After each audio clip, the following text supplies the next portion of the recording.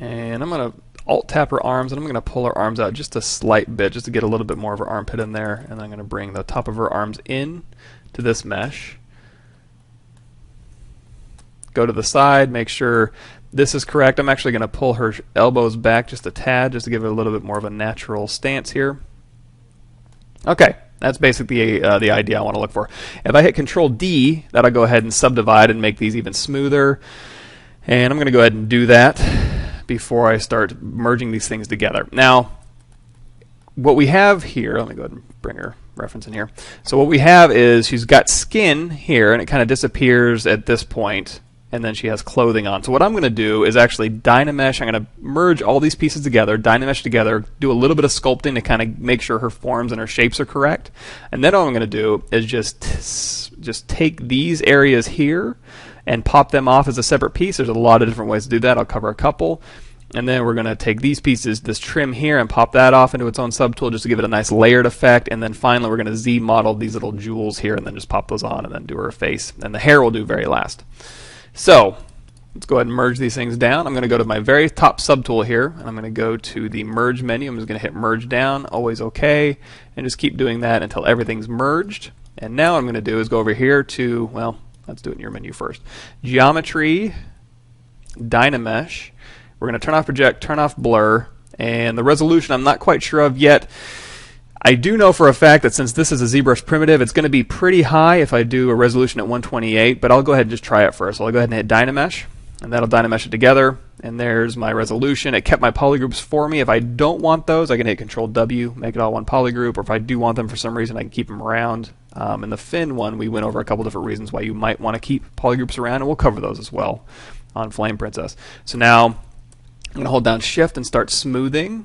And it's just going to be kind of up to you to kind of feel out, like, is this a little bit too high or is this not high resolution enough? And since this is just a base mesh of a kind of a cartoony character, I am going to go over here and just drop this down to like 64, hit enter, and then Dynamesh. And if it doesn't do anything, it's like, hey, I typed in 64, it should change. Just tap or smooth or touch your object to kind of reactivate it, and then Control drag, and then Dynamesh will kind of interact.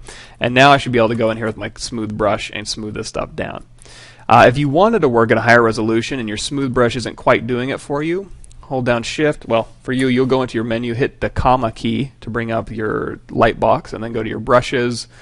Go to your, you can hit this 4 to get more brushes on here. Go to your smooth brushes, and there's a smooth stronger in here. You can have that auto load if you want to, or you can just select it in here. I have it auto loaded, so if I go to B, you're going to see smooth stronger is already down here. I don't have a hotkey assigned to it, but I can just hold down Shift, go into my brush menu, choose smooth stronger, and I'm good to go. And I accidentally selected a black, so I'm going to go back up here to white. And now I've got smooth stronger. Now if it's smooth stronger is smoothing too strong, you can hold down Shift and then just drop that Z intensity down as you need it. So I like smooth stronger because it gives me a wider range of smoothing as opposed to smooth where it kind of maxes out here.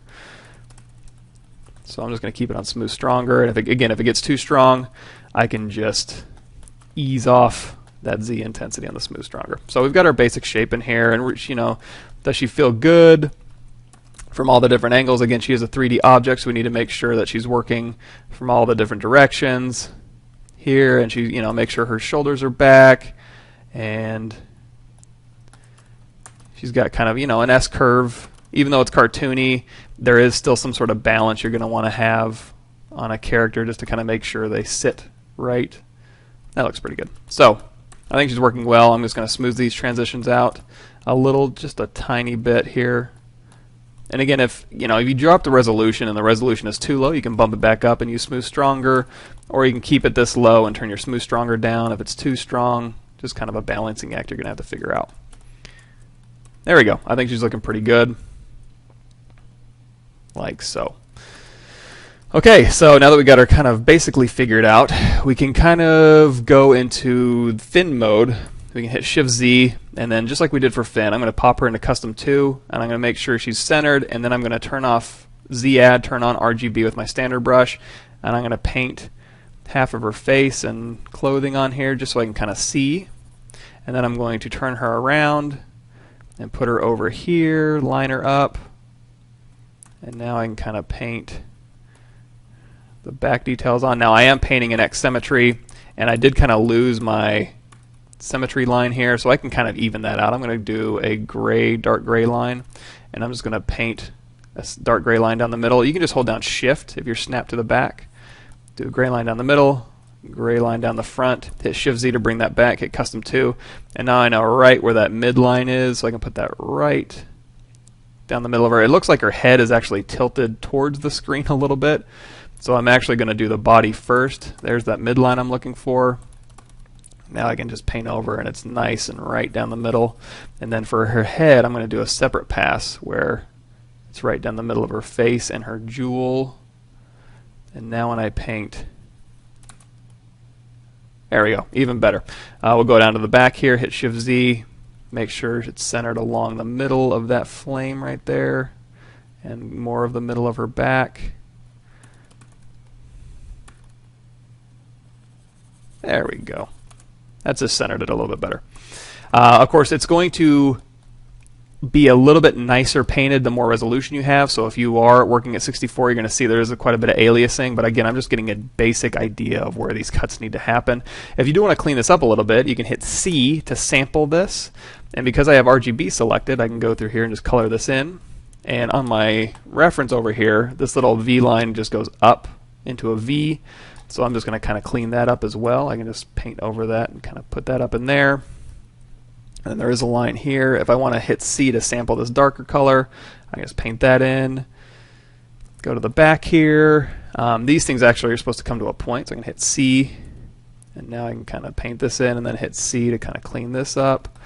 And I'm not doing this because I need to have a nice paint job. Again, I'm just doing this so I can kind of see where I need to cut her clothing up to kind of extract that later.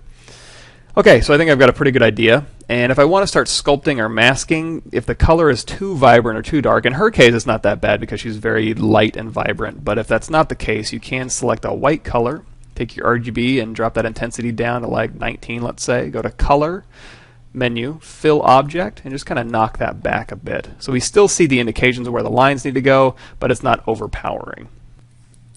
All right, actually I'm going to do a little bit more cleanup just to kind of clarify some of these areas. I'm going to hit C to kind of grab that color, make it a little bit darker.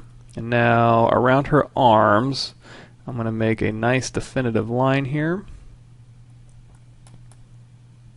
So that's where her arms are going to come in. So really the most important cuts I'm going to need to make are her arms out and her neck, head, and chest out.